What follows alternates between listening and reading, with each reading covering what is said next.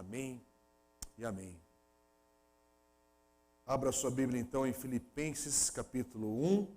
Nós iniciamos uma série de mensagens agora baseada na carta de Paulo aos Filipenses. Semana passada demos início, capítulo 1, meditamos os versículos 1 e 2 e hoje nós vamos ler e meditar nos versículos de 3 a 8.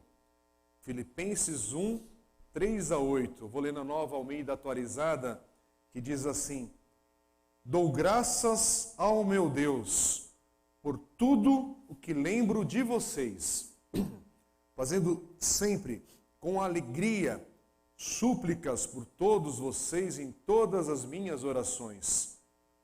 Dou graças pela maneira como vocês têm participado na proclamação do Evangelho desde o primeiro dia até agora.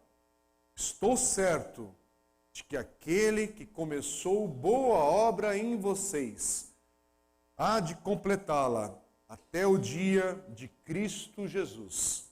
Aliás, é justo que eu assim pense de todos vocês, porque os trago no coração, seja nas minhas algemas, seja na defesa e confirmação do Evangelho, pois todos vocês são participantes da graça comigo.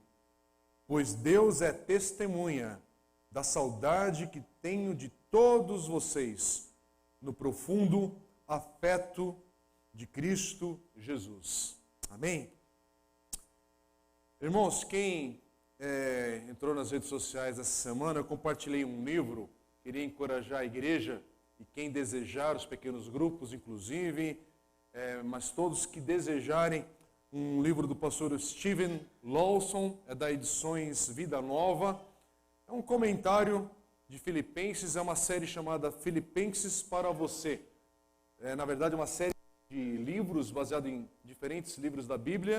E nesse caso aqui, o livro chama-se Filipenses para você.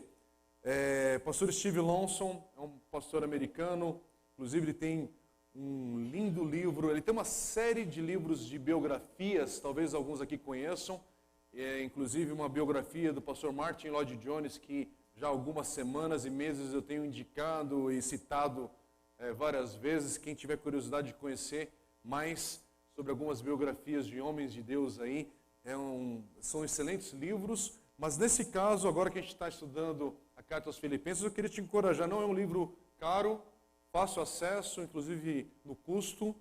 Filipenses para você. Se você quiser ir lendo e desfrutando de uma leitura como comentário bíblico, mas de uma maneira clara na linguagem, não uma linguagem pesada, vale a pena. Eu queria te pedir a liberdade aqui de poder ler um trecho inicial aqui, que ele diz assim, na página 33.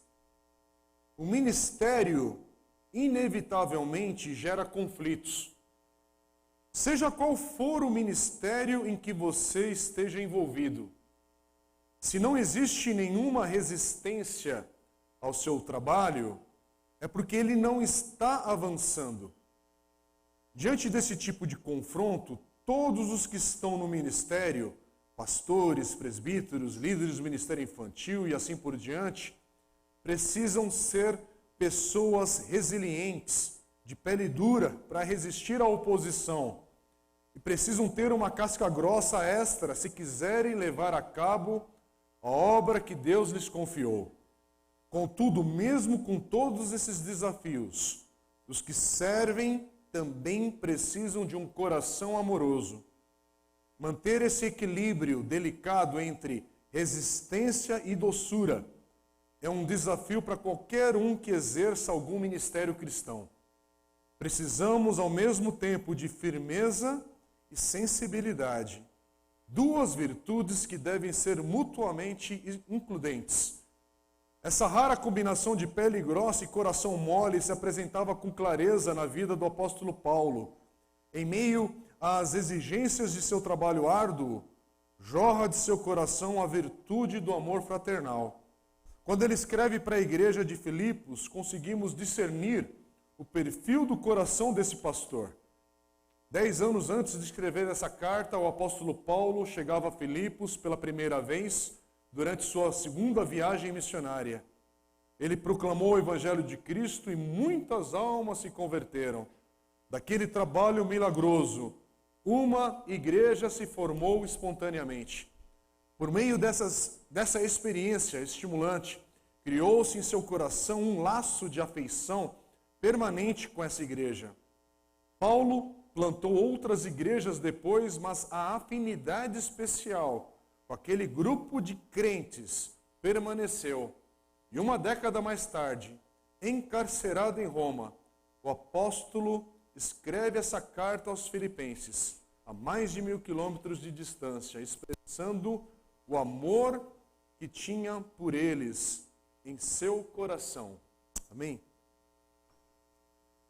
Estou dizendo isso porque temos que lembrar o coração de Paulo ao escrever para essa igreja em Filipos, fundada por ele.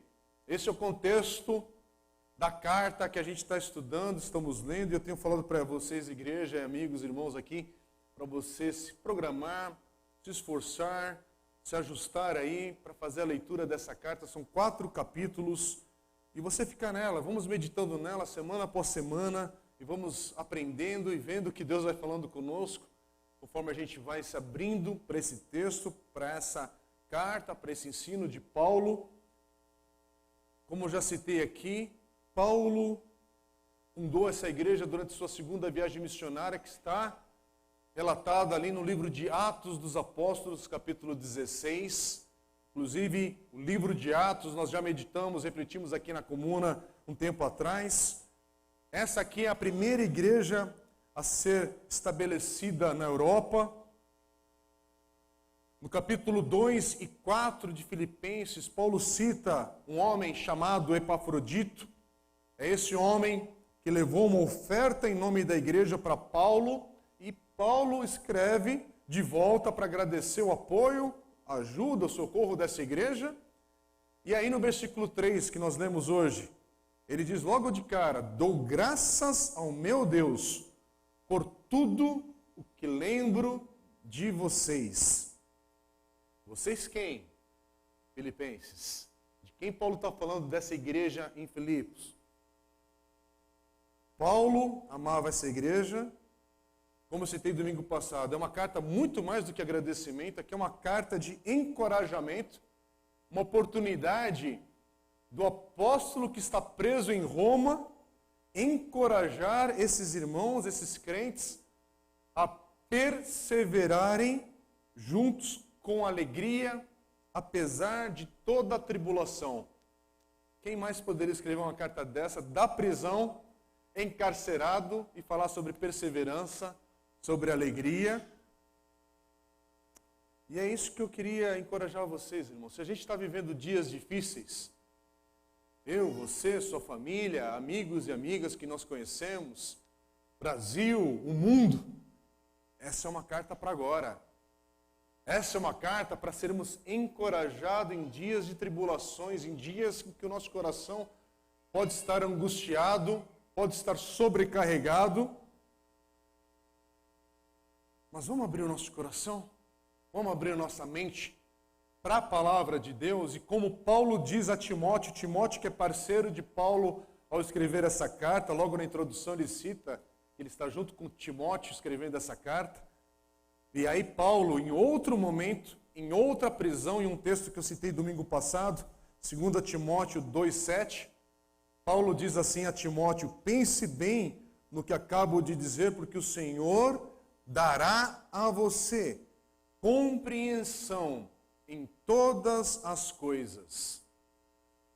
Então vamos nos aproximar dessa carta com essa mesma atitude que Paulo diz para Timóteo. Depois, num outro momento, é uma outra prisão, a carta de 2 Timóteo, mas a gente pode aplicar esse versículo para nós agora.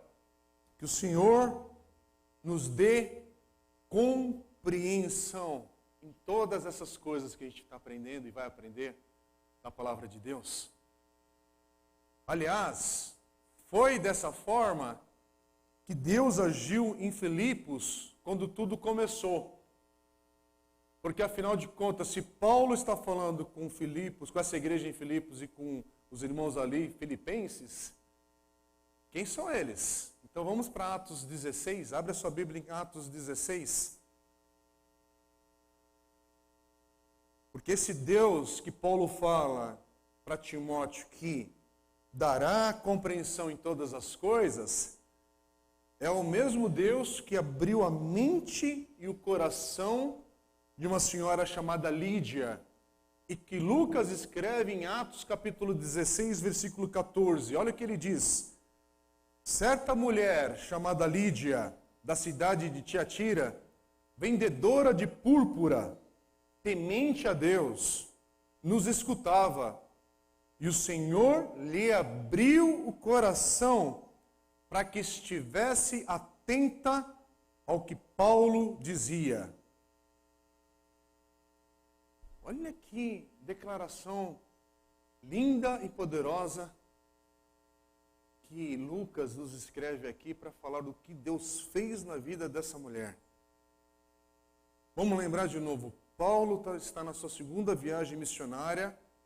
Nesse momento, em Atos capítulo 16, ele está acompanhado de Silas e Lucas, e eles estão visitando as igrejas que Paulo e Barnabé haviam plantado durante a primeira viagem missionária. E aqui ele segue para essa tal cidade chamada Filipos, uma colônia romana. Filipe da Macedônia, pai de Alexandre o Grande, foi quem tomou essa cidade no 4º século antes de Cristo, deu seu nome para a cidade e foi colocada sob domínio romano por volta do ano 168 a.C. Eu estou dando essas datas porque é uma cidade real, um momento real da história. Há dados sobre isso, há dados históricos sobre isso. E, aliás, se você quiser fazer uma viagem até Filipos, para as ruínas de Filipos, você consegue ver isso lá na Grécia atual. Porque aqui a gente está falando da região da Macedônia, está ali entre a Albânia, a Grécia, a Bulgária. Eu não sou tão bom de geografia, mas eu fui no Google Maps ali para ver direitinho o que era hoje isso.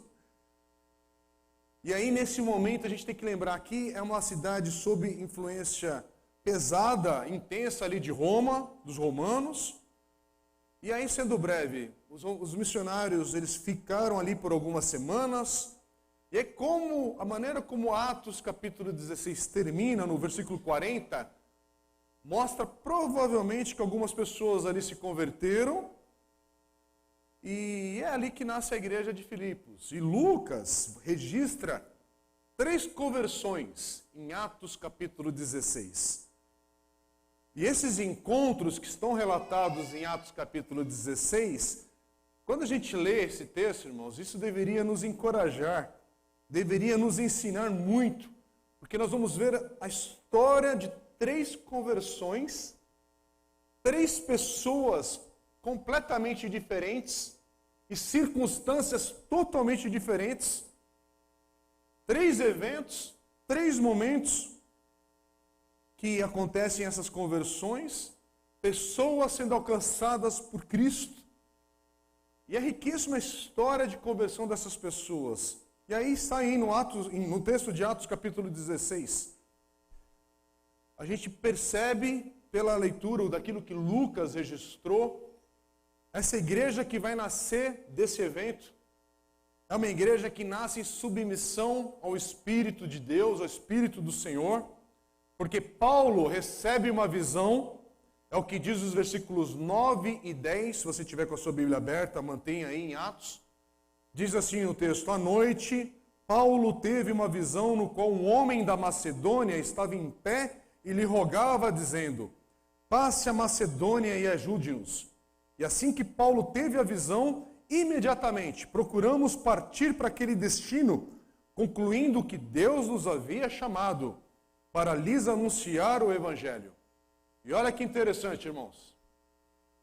Assim como Filipe, também relatado em Atos dos Apóstolos, havia sido levado pelo Espírito Santo para falar para o etíope, Pedro depois também é levado pelo Espírito de Deus para falar para Cornélio.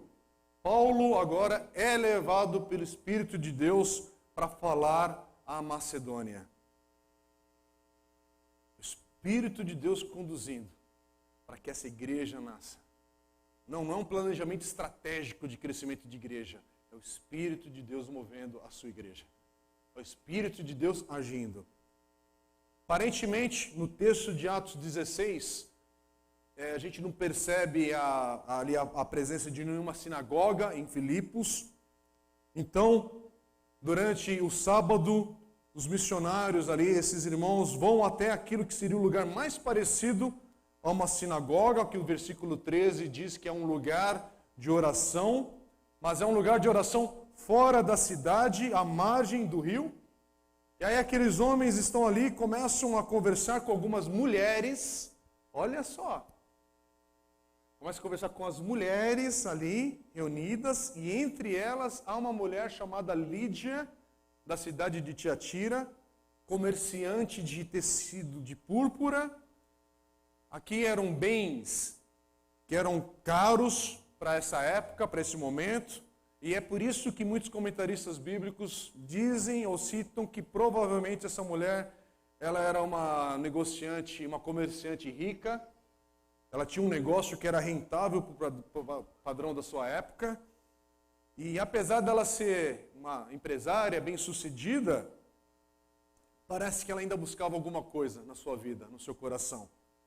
E é interessante que Lucas, no versículo 14 de Atos 16, ele diz que ela era uma mulher temente a Deus. Assim como Lucas também diz do centurião Cornélio, no capítulo 10 de Atos, no versículo 2.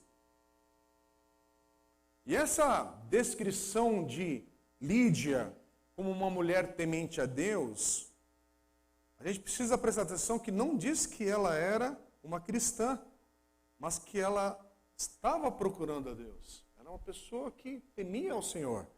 E o versículo 14 diz o quê? Que o Senhor lhe abriu o coração. Quer dizer, Deus lhe abriu seus olhos espirituais. É Deus que permite que essa mulher acolha Jesus agora como seu Senhor, seu Salvador. Deus trabalhando no coração de Lídia, dando uma nova vida enquanto ela ouvia o Evangelho. De novo, irmãos, é para a gente prestar atenção nisso. Não é sobre ela sendo alcançada por uma habilidade especial de Paulo em se comunicar, grande apóstolo, um grande argumentador e pregador. Não. Aqui fala que ela é alcançada por meio do apóstolo Paulo, sim, ali daquele encontro, mas é por causa da graça de Deus.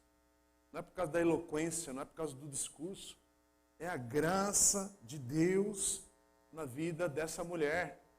Isso é obra de salvação na vida de todos nós. Sim, fomos alcançados talvez porque alguém pregou o Evangelho para nós. Talvez foi uma pregação que te impactou. Talvez foi um testemunho que te impactou. Mas no fundo de tudo isso, ou por trás de tudo isso, quem te alcançou foi a graça do Senhor. Foi a graça de Deus no teu coração, na tua vida, na tua história. Aqui, aliás, em Atos 16, a gente está vendo esse relato de uma primeira pessoa alcançada, essa convertida à fé em Jesus. Ali em Filipos, ela é uma mulher rica. Agora, você prestou atenção onde é esse local que ela é alcançada? Como é que Deus começa essa obra de salvação? Como é que Deus começa essa igreja em Filipos? Irmãos, o local, a maneira como as coisas aconteceram ali, não tem sinal de absolutamente nada dramático. É um lugar que parece mais que vai ter um piquenique entre irmãos ali, vamos tomar um cafezinho, do que uma reunião de oração propriamente dito. Aqui não fala que teor de reunião de oração é essa, é uma reunião, um encontro. Mas é nesse encontro que Paulo vê a oportunidade de explicar o Evangelho, de anunciar as boas novas de Cristo, E nessa oportunidade, nesse encontro simples, nada de high-tech, simples, e o Senhor transforma essa pessoa uma seguidora agora de Jesus. Pensa nisso. Uma situação comum, mas o Senhor estava agindo de uma forma grandiosa na história dessa igreja aos Filipenses ali. Abriu o coração de Lídia, ela abraça a mensagem do Evangelho, Jesus, que Paulo compartilhou. E o que eu quero te dizer hoje aqui nessa manhã, com essa história de Lídia, primeiro ponto aqui, essa conversão, a história de Lídia.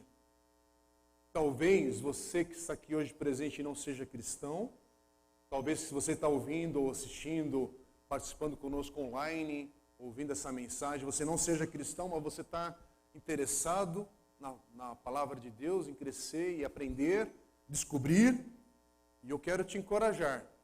Se você veio nos visitar hoje, se você está ouvindo essa palavra, ouça o Evangelho sendo pregado, ou vá à palavra de Deus e leia a palavra de Deus sozinho mesmo, leia o Evangelho ali apresentado, escolha Mateus, Marcos, Lucas e João. Quer ficar em Filipenses? Leia Filipenses. Leia. E você espere para ver o que o Senhor talvez faça no seu coração em resultado de você estar buscando o Senhor. E você buscar ao Senhor com coração em reverência, não com orgulho. Porque aquele que se aproxima da palavra de Deus com orgulho, dificilmente você vai encontrar o Senhor. Mas se você chegar à palavra de Deus com humildade, disposto a aprender e ouvir, eu quero te encorajar, continue nessa caminhada, continue nesse processo. Talvez isso tudo o Senhor também abra o seu coração e você vai experimentar o que nós chamamos de um novo nascimento. O Espírito de Deus vir habitar a sua vida, dos seus pecados serem perdoados, de você ter uma nova vida por causa de Cristo Jesus como seu Senhor e Salvador. E não precisa ser nada dramático. Pode ser uma reunião simples de oração, pode ser uma reunião simples de um encontro com um amigo, com amiga, com pessoas que te amam, mas um encontro onde a palavra de Deus, o Evangelho, é apresentado. Quem sabe o Senhor abre o seu coração para você acolher a sua palavra. Agora, talvez essa palavra é para você que é cristão, você que é discípulo de Jesus. E essa palavra aqui é para lembrar o teu coração também. Te lembrar que o Senhor continua agindo, assim como agiu na vida de Lídia, o Senhor continua agindo na vida de muitas e milhares de pessoas no dia de hoje. O Senhor é aquele que ainda age convertendo vidas por meio de pessoas que são fiéis em seu testemunho, que são fiéis em apresentar o Evangelho nas situações comuns do seu dia a dia. Não são nas situações sobrenaturais da vida. É nas situações comuns, irmãos. O Senhor se apresenta naquele café, naquele encontro com alguém, porque você está interessado em amar e abençoar alguém que precisa do Evangelho. Você que não é um baita do intelectual, da teologia, talvez na igreja você tenha um anônimo, pouca gente te conhece aqui, mas você é obediente, fiel ao Senhor. E é isso que o Senhor busca, porque a obra da conversão não é baseada na tua eloquência, mas na graça de Deus, que te usa a mim, usa você, a cada um de nós. Isso acontece nos ambientes. Não é quando tem uma igreja cheia como é que chama os negócios?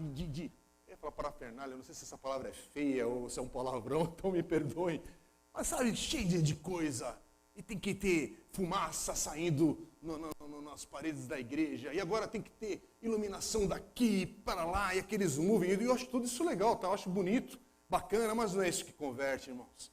E aí a banda que toca, e na hora que o cara bate no bumbo da bateria, aí o moving, sabe o que é moving, né? Moving é aqueles holofotes, aí move junto, e aí brilha para cá, e brilha para lá, e aí os diáconos agora batem palma, e vira, e aí o pessoal do presbitério. E aí se não acontecer isso, parece que não vai ter conversão. Não, irmãos.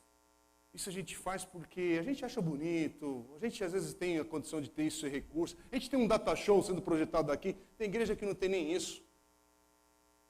Tem igreja, aliás, que não tem a luz elétrica hoje paga. Tem irmãos que hoje tem que se reunir no corredor, mas é igreja. A igreja é onde o Espírito de Deus está na vida de pessoas que se reúnem em torno do nome de Jesus. Pode ser aqui na comuna. Aliás, como a banda hoje tocou e tocou bonito. Para a glória de Deus, então glória a Deus. Então, de forma desprezar isso aqui, por quê? Se Deus tem nos dado, tem um piano, tem bateria, temos multimídia, estamos transmitindo o culto online. Por que desprezar isso se é para a glória de Deus? Porque eu sou preguiçoso? Porque eu sou isso, aquilo? Não, não. É para a glória de Deus? Então vamos usar. A cadeira pode ser confortável? Não precisa ter prego para provar a sua fé e obediência. Não, não. Você pode sentar. Você pode colocar uma roupa bonita, outro quer vir mais à vontade, outro quer fazer não sei o quê, quer sentar no corredor, quer tomar um cafezinho. Eu não sei. A igreja pode acolher de manhã, pode acolher à noite, pode acolher durante a semana, cada grupo social, a igreja onde está, o bairro, o perfil, etc., permite que esses encontros sejam riquíssimos nas suas variações. Mas é para a glória de Deus? É para a glória de Deus? Aleluia. Mas a gente só tem que lembrar de uma coisa. A salvação é pela graça do Senhor agindo apesar de mim. Apesar do cara confuso, bagunçado, chato, egoísta, murmurador, reclamão, um monte de coisa, e apesar disso tudo, o Senhor ainda age. Por quê? Porque a igreja nasce por causa da graça de Deus. Que a igreja está reunida porque tem um projeto político, ou tem um projeto financeiro, Meu irmão, a igreja está aqui, não só a nossa, mas a igreja do Senhor Jesus espalhada a partir de Santo André e por todo o mundo. A verdadeira igreja do Senhor que eu não consigo contar, eu consigo ter um vislumbre, mas eu não sou aquele que discerne quem é a igreja do Senhor, mas o Senhor sustenta e guarda e abençoa, porque a igreja, Ele prometeu estabelecer e já cumpriu essa sua palavra. Antes de eu nascer, em 1970, a igreja já existia. O evangelho já tinha sido espalhado por todo o mundo, a obra missionária já estava em andamento e eu não tinha dado um tostão para a igreja. Aliás, eu não tinha dado um tostão para a igreja, eu não tinha participado de coisíssima nenhuma. Nem servido, nem feito nada. A igreja já estava aí. Por quê? Porque é a obra do Espírito de Deus. 2 anos de pandemia, talvez você não ofertou com a igreja por 2 anos, talvez você não pisa aqui na igreja há 2 anos, talvez você não faz nada na igreja há 2 anos, e a igreja está de pé por quê? Porque é pela graça de Deus, o Senhor que sustenta a igreja, através de outros irmãos generosos, que amam, que servem e que prestam atenção naquilo que o Senhor está fazendo. Porque, afinal de contas, a igreja é feita de pessoas alcançadas pela graça de Deus. Não são anjos que descem e vão ter uma experiência de encarnação. Não, não, isso aí é outro papo, é maluquice. Não, a igreja é feita de gente real, com problemas reais, mas sendo alcançados pela graça de Deus. E o que eu quero dizer com isso tudo aqui, irmãos, é porque Lídia é essa conversão, é um encontro simples. Cadê a descrição de foi uma conferência profética, arrebatadora, e aí Lídia e as mulheres se converteram, e aí começou a igreja em Filipenses. Não, uma reunião de oração, um sábado qualquer, e elas ouvem o evangelho e a graça do Senhor opera. Mas não foi um curso, irmão? Não, não foi curso, irmão, foi de graça ainda, não teve que pagar. Não, ninguém fez campanha dos 40 dias. Não, não fez. Não teve aqui uma sequência de ofertas e promessas e traz aqui a foto da tua família. E não, não teve. Não teve. Foi a graça. Foi a graça. Eu deixa eu te contar. Foi a graça também que alcançou a tua vida. Foi a graça. Não foi eloquência, foi a graça de Deus que te alcançou. E que te deu uma nova vida em Cristo Jesus, meu irmão. Minha irmã. E você que está buscando o Senhor, eu oro que essa mesma graça te alcance. E talvez vai ser no lugar mais comum da tua vida. Sem nada grandioso. A graça vai te alcançar. Mas esse encontro da graça com a tua história, com a tua vida, isso vai ser grandioso. Isso vai ser maravilhoso. Porque isso é obra do novo nascimento, irmãos. E a gente, cristão no século XXI, dessa fase pandemia, pós-pandemia, não sei o que chamar esse negócio agora, a gente é uma geração que se acostuma com essa tal graça. Quando ouve te falar de novo nascimento, que uma pessoa entrega a vida para Jesus, você muda de papo, você muda de conversa, você não para falar, aleluia, louvado seja Deus. A gente se acostuma, a gente acostuma os nossos ouvidos, a gente acostuma, se acomoda. Meu Deus, será que essa época que a gente está passando é uma corda geral que Deus está dando na sua igreja? Começar na igreja, não vamos falar do mundo não, vamos falar da igreja. Será que é hora da igreja acordar que as estruturas não salvam? É a graça do Senhor que salva. Será que está na hora de acordar que não são os programas que a gente estabelece? E, aliás, quando a gente definimos programas na igreja, irmão, sabia que a gente faz um monte de coisa aqui na igreja só com pretexto para a graça de Deus continuar agindo? É pretexto, irmão. Tem tarde das mulheres. Você acha que a mulherada não tem programação para um sábado? Tem, mas para que é? É pretexto para um encontro onde a graça de Deus pode se manifestar. Temos os jovens reunindo, temos adolescentes reunindo, tem pequenos grupos. Para que você acha que a gente inventa esses nomes, irmãos? São oportunidades para a graça de Deus se manifestar em pessoas que precisam dessa graça. Por favor, não é um grupinho de 5, 6 irmãos da igreja que vão ter umas ideias para 2022? Vamos bolar um programa, vamos bolar algo que seja revolucionário. Meus irmãos, não é isso. É a graça de Deus usando pessoas limitadas para a gente falar, vamos tentar fazer isso aqui para que a graça de Deus tenha uma oportunidade aqui e ali, e a gente se coloca em obediência, como Paulo viu uma reunião de oração, irmãos. Paulo olhou, reunião de oração, vamos ali. É ali que a gente vai, então. Não estou vendo sinagoga, não estou vendo nada grandioso nessa cidade, então eu vou para aquela reunião, eu vou em obediência. Mas eu vou atento. E a minha atenção é o quê? Opa, tem a oportunidade aqui de falar o Evangelho, de apresentar Cristo. E uma mulher alcançada. A igreja começa por meio dessa ação simples, mas obediente, porque a igreja, ela nasce por causa da graça do Senhor. Irmãos, e o versículo 15 de Atos 16 diz que essa Lídia, ela confessa de fato o Senhor, ela é batizada junto com a sua família, que provavelmente aí não entra em detalhes, vieram a crer por meio do seu testemunho, ou do testemunho de Paulo ali, vieram a crer no Senhor Jesus. E aí a gente precisa entender isso, eles creem, são batizados, porque o batismo é uma obediência daquilo que eu estou falando. Eu creio em Jesus como meu Senhor e Salvador. E aí eu batizo, não é para ser salvo, eu batizo para falar de novo. E agora eu faço parte de um povo, que é o povo de Deus, e eu me identifico com esse povo em Cristo Jesus por meio do batismo. E eu me batizo não é porque estão me obrigando a batizar, não é porque agora estão tentando me convencer. Não, não, não. Eu batizo porque a graça me alcançou. Há alegria no meu coração em testemunhar daquilo que o Senhor começou a fazer na minha vida, de dentro para fora. Por isso que quer batizar, meu irmão, batiza. Não quer batizar? O Espírito de Deus continue a trabalhar no teu coração. Quem sou eu? É a graça de Deus que tem que agir em primeiro lugar. E no tempo certo, na hora que você desejar, nós vamos celebrar o batismo em obediência a Cristo. como essa mulher faz, e a família dela parece que também passa por isso. Aqui é a mesma experiência da casa de Cornélio, ele crê e a casa toda também vem a fé em Cristo Jesus. E é interessante que essa Lídia, ela não compartilha apenas a sua fé nesse momento. Ela não é apenas batizada. Ela compartilha a sua casa com os missionários, com os irmãos ali. O versículo 15 de Atos 16 diz que os apóstolos, eles afirmam a profissão de fé de Lídia e aceitam o convite dela para ficarem na casa dela por um tempo.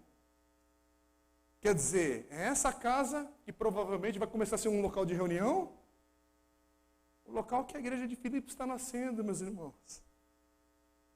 E aí é uma mulher, lembre-se da época da cultura, é uma mulher, só para quebrar já a cultura, ali no nascimento dessa igreja, uma mulher sendo generosa, hospitaleira, qualidades que deveriam marcar todo aquele que é nascido de novo. Não é possível você ter uma experiência do novo nascimento e não exercer hospitalidade e generosidade diante de tantas oportunidades que esse mundo nos oferece, não só por causa da pandemia. A pandemia intensifica tudo isso. Mas, irmãos, quer ver alguém que é nascido de novo? Generosidade e hospitalidade é presente como marca dessa vida, dessa família, dessa casa, desse lar. Não estou dizendo que você tem que abrir uma igreja com placa na tua casa, fazer um pequeno... Não é nesse sentido, mas a generosidade, a hospitalidade. Aliás, é o que Paulo vai escrever depois no final, ali no capítulo 4 de Filipenses, quando Paulo fala dessa generosidade da igreja de Filipenses, é quase certo que Lídia, ela é uma das principais ali que ofertam, que contribuem, ou que contribuíram com Paulo. Não tenho que duvidar. Mas aqui a gente está vendo uma pessoa, uma mulher, que a fé alcançou, transformou, e ela é usada para continuar avançando o Evangelho. Irmãos, uma pessoa que quando a graça de Deus alcançou, transformou, nasceu de novo, ela sai na vida e falando assim, onde é que eu tenho oportunidades para continuar amando, abençoando, generosidade, hospitalidade, servir os meus irmãos. Ela já entendeu isso no início. Servir um ao outro é contribuir a minha vida, ser uma contribuição permanente na vida do outro, do próximo. Por isso que o nosso lar, a nossa casa, meus irmãos, pode ser a coisa mais simples. O espaço mais simples onde você mora, mas pode ser um lugar simples, mas repleto, cheio da graça abundante de Deus, pelo amor, pela generosidade que você compartilha ali. Trabalhei por muitos anos num órgão do governo, trabalhava com pesquisas e tal, e eu visitava vários lugares para ver o pessoal estava trabalhando. E, irmãos, os lugares que eu era mais bem recebido, eu já falei aqui na igreja um tempão atrás, mas onde eu era bem recebido, era o lugar mais da periferia da cidade do que nos bairros nobres. O bairro nobre era sempre porteiro, interfone, se é que atendia. Mas no bairro da periferia que eu estou falando é coisa braba. Periferia mesmo. Chegava lá, a pessoa nunca tinha me visto. Primeira coisa que falava, você quer um cafezinho? Quer entrar aqui? Entra aqui. Então, e começava a puxar papo. Generosidade. Na casa dos mais pobres. Tinha dignidade. Por isso que aqui não está falando do status social, porque Lídia era rica. Não. Aqui alcança do pobre ao mais rico. Quando o evangelho entra, irmãos, aquele que tem abundância pode repartir mais também. E aquele que tem menos, mas ele busca oportunidades de amar e de servir. E de repente, irmão, o que você tem para compartilhar hoje é aquele copinho de requeijão, sabe? Um cafezinho adocicado, como é que fala? Né? Com açúcar até, né? Você está entendendo? É aquilo lá e vamos compartilhar. O significado não é o café. O importante é o significado desse encontro que é promovido com a simplicidade. Por quê? Porque a graça de Deus está nisso. Irmãos, questão aqui não é para qual a padaria mais chique que você vai em Santo André. A questão aqui, a graça de Deus nesses encontros, a amor, a hospitalidade, a generosidade. Irmãos, por que muita gente não quer entrar numa igreja evangélica? Porque muita igreja evangélica, quando a pessoa entra, ela vê pessoas que só querem, quer a solução do problema, quer ficar mais rica, quer, mas não é mais. É um linguajar que não é do evangelho.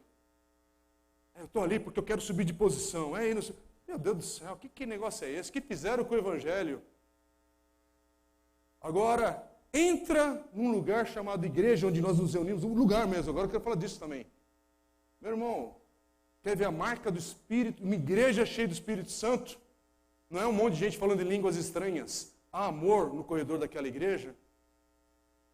Há amor quando a pessoa sai do estacionamento e entra? Ou você entrou aqui, eu quero te pedir perdão, inclusive, se você está nos visitando a nossa igreja hoje e ninguém te deu bom dia, é porque a gente está precisando ser visitado pelo poder do Espírito Santo de Deus, irmãos. Não é possível.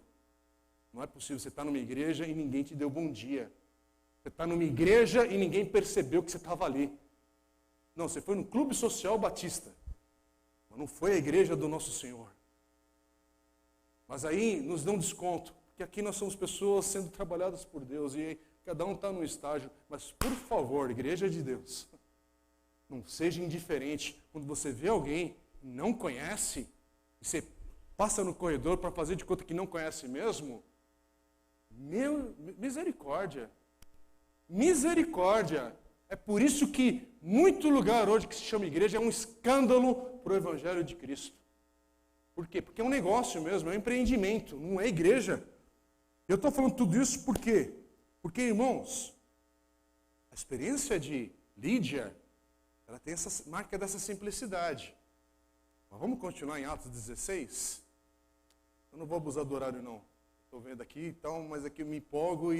Mas agora olha outra experiência de conversão nessa igreja de Filipos, em Atos capítulo 16. Versículos 16 e 18, há um contraste absurdo com o que a gente acabou de ler. Agora, vira a página, ou passa os versículos, porque agora a gente vai ouvir a conversão de uma menina, uma garota perturbada. Uma menina que era escrava, os senhores dessa menina ganhavam muito dinheiro com as previsões que ela fazia. E essa menina era abusada.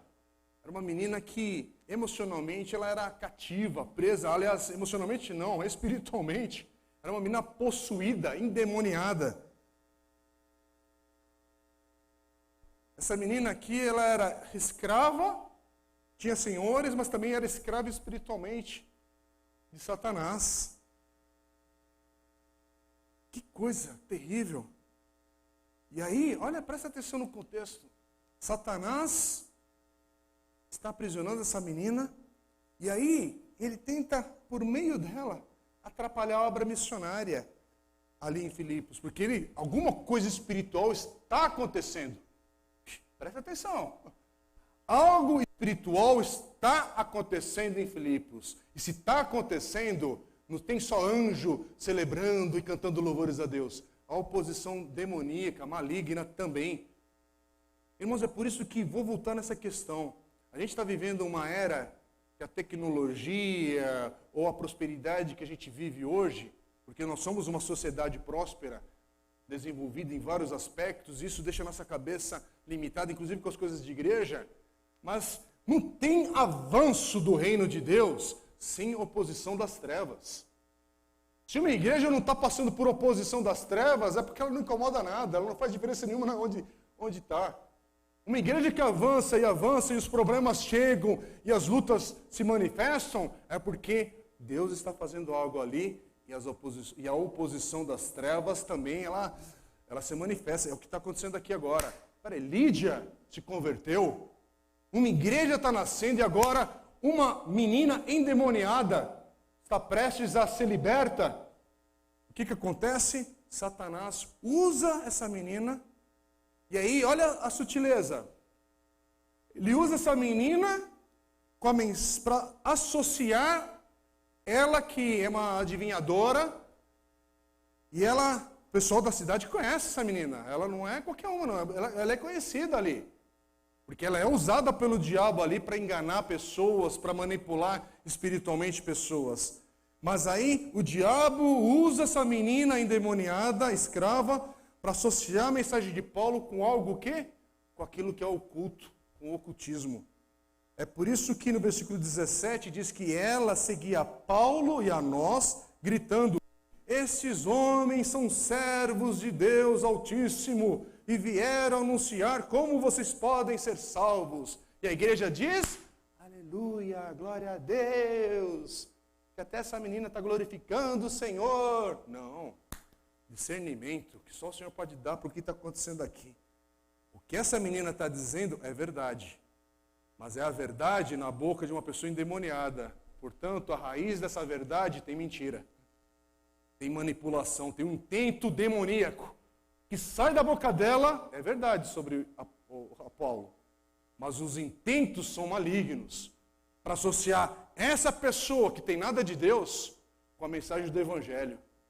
E como é que o povo que ainda não foi alcançado pela graça vai discernir isso?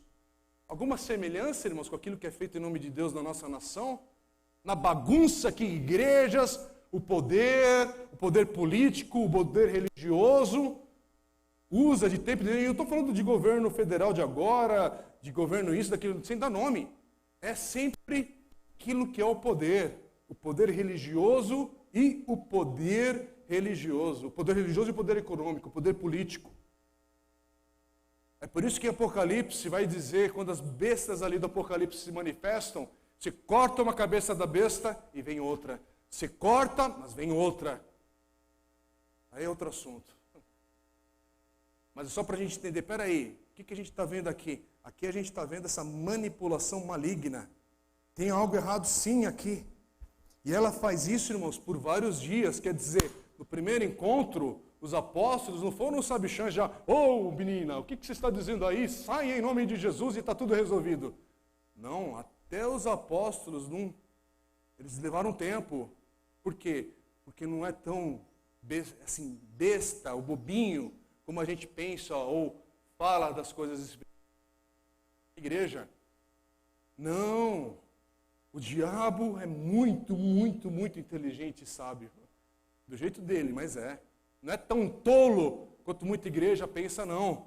Portanto, ela passa vários dias fazendo isso, é o que o versículo 18 diz. Ela repetia essas palavras que tinham um pouco de verdade, só que aí no final de tudo, os missionários aqui em Atos 16, eles não caem nessa armadilha de Satanás. Por trás dessas palavras, Paulo chega a um ponto, ele fica indignado. Ele fica indignado, e primeiro, olha como é que é a indignação, com a situação dessa menina, e pela afronta de Satanás em usá-la de tal maneira. E aí o que Paulo faz? Aqui é a hora do poder do Senhor Jesus se manifestar, para libertar essa menina no nome, no poder de Jesus. O versículo 18 diz: no mesmo instante o Espírito a deixou. É assim que agora, lembra? Lídia é alcançada com a simplicidade. Sem muito alvoroço, mas aqui não. Aqui é encontro de poderes espirituais. E aqui é hora de manifestar o poder que há no nome de Jesus. E que não é brincadeira. Aqui é hora de falar, não, isso aqui vai sair por causa do nome de Jesus. E saia em nome de Jesus. Seja liberto. É um poder que, infelizmente, parece que muita igreja se esqueceu, muitos crentes esqueceram. Mas o poder do nome de Jesus derrota Satanás, derrota os demônios. E é assim que a gente vê essa derrota aqui. Essa menina ela é liberta, o encontro de Jesus, ela está livre. Ela tem um novo Senhor. Só que agora o novo Senhor é o bom pastor. É Jesus, que é liberta dessa escravidão espiritual. Paz, alegria, liberdade, descanso, alcança essa menina que era perturbada. Então, irmãos, o contraste é que a gente está vendo aqui duas conversões. Lídia, uma mulher rica. A menina, uma escrava. Lídia, membro da comunidade de destaque. A menina, abusada e explorada. Lídia, uma pessoa religiosa, de moral. A menina, perturbada, falida. Lídia tem uma experiência de conversão por meio de um estudo bíblico. Um ambiente calmo. A menina, ela é transformada por uma experiência dramática e poderosa de libertação. Lídia é apresentada a Jesus, o Messias de Israel. E essa menina, ela tem encontro com Jesus, o seu grande libertador.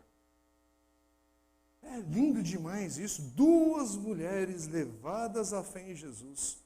E aqui é um lembrete para nós hoje, um lembrete que o Evangelho, ele transforma ainda hoje todos os tipos de pessoas e em todos os ambientes. Se você está dizendo que, olha, aquele caso ali, ele é impossível de Deus agir, aqui está um caso para nos lembrar, aliás, duas histórias que é para nos lembrar que o poder de Deus é ainda suficiente para libertar qualquer um que está cativo das mãos de Satanás.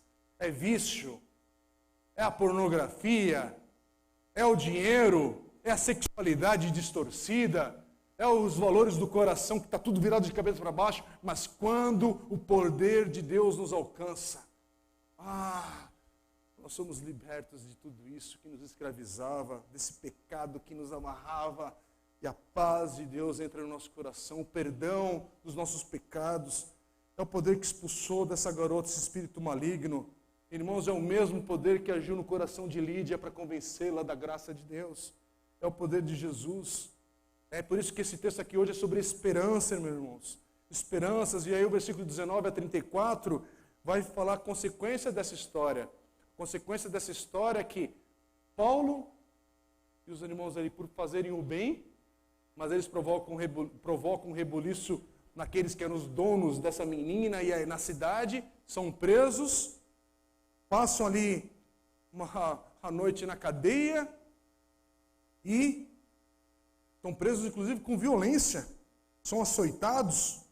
Mesmo assim, eles dão um testemunho de Jesus, apanhando, presos, passam a noite em oração e cantando louvores e milagrosamente são libertos. Um terremoto acontece naquele local, os alicerces da prisão são sacudidos, as portas se abrem, as algemas de todos os presos se abrem, são abertas. Só que o que acontece? Fuga do Carandiru? Não. Não. Estamos aqui. E aí, o carcereiro, como vocês estão aqui? Depois de tudo isso que está acontecendo aqui? E aí, sabe o resultado disso? Um carcereiro agora é salvo pela graça de Deus e toda a sua família. Irmãos, é isso. E aí o versículo 40, antes de Paulo, estou saltando agora, sair dessa cidade, eles fazem mais uma visita na casa de Lídia, agora sim, libertos, soltos dessa prisão temporária que eles enfrentaram. E o versículo 14 diz, quando Paulo e Silas saíram da prisão, voltaram à casa de Lídia e ali se encontraram com os irmãos e os encorajaram mais uma vez. Depois partiram. Como é que a gente começou essa história? Viagem missionária, Filipos, não tem irmãos, não tem igreja nessa cidade. E agora, Paulo está saindo dessa cidade, uma igreja está nascendo ali, por causa do poder de Deus. Por causa do poder de Deus, por causa da graça de Deus. Agora há uma nova família espiritual nessa igreja, nessa cidade. Entre essas pessoas, quem? Lídia, a garota escrava. Onde você pensa que a garota foi? Lídia, a garota escrava e esse carcereiro, eles são a igreja de Filipos, irmãos. São aqueles que nasceram de novo. Aliás, é só o evangelho que faz isso. Como é que o evangelho junta uma mulher rica, uma menina escrava e um carcereiro e faz disso uma igreja? É isso que a gente vê por todos os séculos. Gente analfabeta, gente instruída, porteiros de prédio com todo respeito às funções, mas com diretor, CEO de uma grande empresa multinacional, mas no domingo o porteiro é o presbítero da igreja e o CEO está ajudando a arrumar as cadeiras do templo. Onde é que você vê isso? Na igreja do Senhor. As coisas se invertem. Por quê? Porque é a igreja. A gente está aqui não é por causa do status e do nome que a gente recebe nela, mas porque nós somos irmãos em Cristo com uma história de redenção. E isso nos move, Senhor. Com título ou sem título, eu estou aqui para louvar o Senhor com meu irmão, mais humilde, mais rico, mais pobre, mais isso, menos aquilo, tal. Só a igreja promove esse tipo de encontro. Isso aqui já é um milagre, irmãos. Isso já é um milagre que só Cristo pode promover. Uma carta de Paulo aos Filipenses é enviada. Quem você acha que está lendo essa carta? Porque é uma carta que é lida para a igreja, não vai passar na mão de todos os irmãos ali. Pergunto para você usar a sua imaginação. A Bíblia não diz isso, mas a gente pode imaginar. Será que é Lídia que pega a carta para ler? Será que quem está lendo a carta aos Filipenses é a escrava? Ou será que é o carcereiro? Ou será que já é um outro irmãozinho que se converteu e tem uma voz mais bonita? Quem é? Não sabemos. O que é certo é só que a boa obra de Deus, que Deus iniciou ali, Ele promete, versículo 6, agora eu quero fechar. Quando Paulo fala, estou certo de que aquele que começou a boa obra em vocês, em você, Lídia, em você, menininha, qual é o nome dela? E agora a gente não sabe. Carcereiro, família, pessoas. Estou certo de que aquele que começou a boa obra em vocês há de completá-la até o dia de Cristo Jesus. Estou orando, as minhas súplicas é por vocês. Tem nome essa turma. São pessoas. É por isso que esse versículo, quando a gente vê esse contexto, muda a aplicação dele. E agora eu falo, Paulinho, Pati, Magda, querida. Quem mais? Jefté, que cantou hoje, Viviane, Amanda, Raquel, que estão aqui, Dani, Aldri, eu estou vendo aqui, vou falando. Aquilo que o Senhor começou pela graça dele na tua vida, Ele vai completá-la. Ele te salvou, meu irmão. Você está achando que está sendo difícil completar essa carreira? Ele já te salvou. Ele já te salvou, Ele te deu vida nova. E se você ainda não tem essa vida nova em Cristo Jesus, abre o seu coração hoje. Permita que o Senhor abra o seu coração, como Ele fez para a Lídia e para essa turma toda. O que você está chamando de difícil nessa situação que você está passando e enfrentando? Ele diz, Ele que te salvou, você estava perdido, você não tinha nada para oferecer a Deus. Mas Ele te salvou mesmo assim. Ele te salvou. Ele vai completar até o dia de Cristo Jesus. Irmãos, eu não sei o tanto de coisa que quer dizer nesse completar. Eu não sei descrever o que é isso na história de cada um aqui, porque eu não consigo às vezes nem pensar na minha própria vida. Mas quando eu estou passando por uma aflição, uma dor, agora esse versículo aqui ele tem um significado diferente. E é nisso que eu quero te convidar a orar agora. Fecha os teus olhos agora. Vamos clamar ao Senhor, vamos clamar a Deus. Aquele que te salvou vai completar essa obra. Mas eu estou cansado. Ele vai completar. Ele já te salvou. Aquilo que era mais difícil, Ele já fez. Ele perdoou os seus pecados. Ele te deu uma nova vida, o seu Espírito Santo. Ah, mas o meu casamento. Ah, mas as minhas dívidas. Ah, mas eu fiz tal coisa. Olha, eu não sei, mas submete tudo isso ao Senhor Jesus hoje. Confesse os teus pecados. E deixa com o Senhor Jesus, porque esse Senhor que te salvou pela graça, há de completar a boa obra que Ele já iniciou em você, até o dia de Cristo Jesus. Aqui é promessa para a igreja do Senhor. E vamos orar. Pai querido, que promessa grandiosa é essa que a gente aprende hoje e queremos aplicar na nossa vida, nesse dia chamado hoje. Senhor, eu não tenho condições de avaliar como essa palavra chega no coração dos meus irmãos e irmãs e de quem está ouvindo essa palavra, mas o Senhor conhece e sabe. Talvez alguém hoje é o dia de experimentar a salvação. Que o Senhor abra o seu coração o coração dessa pessoa, como o Senhor fez com Lídia, como o Senhor fez com essa menina, como o Senhor fez com esse carcereiro e com outros irmãos e irmãs que se juntaram a essa igreja, como o Senhor fez na minha vida e na vida de centenas e milhares de irmãos e irmãs, na nossa igreja e nesse Brasil afora. Ó Senhor, dá hoje a experiência do novo nascimento a quem te busca, a quem confessa os seus pecados nessa hora. E Senhor, irmãos que estão hoje aqui, com o emocional agitado, com o emocional bagunçado, com a vida sem perspectiva, relembra, Senhor, esse coração e essa mente perturbada. Lembra da tua salvação.